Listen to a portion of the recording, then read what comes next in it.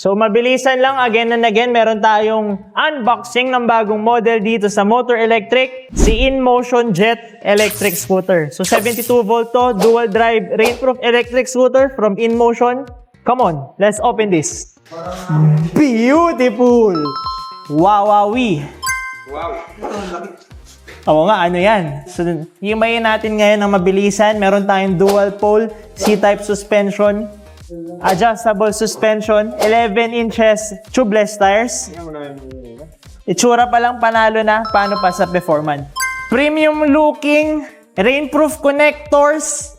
Meron tayong balikbayan box. Charger, mudguard sa likod. Come on, baby. Headlight pa lang, again, ulam na. Expected sa InMotion, highest of the highest quality. Meron tayong multi-tool as well dito sa box. Grabe, ang ganda. All black colorway. Okay, quick specifications tayo. Max load capacity is 150 kg. Max climbing angle is 26 degrees. Maximum speed, 80 kph.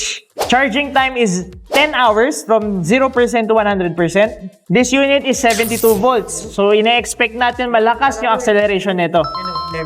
Max power per hub is 2,300 watts per motor. Meron tayong 4.3 touchscreen yung display. Unang display ito na touchscreen. Touchscreen display. Beautiful makinarya.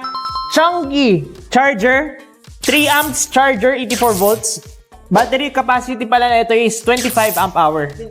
Una nating dual pole na naka C-type, no? Super pogi. Yung sabi ko sa'yo, boy, sir, pwede i-lower.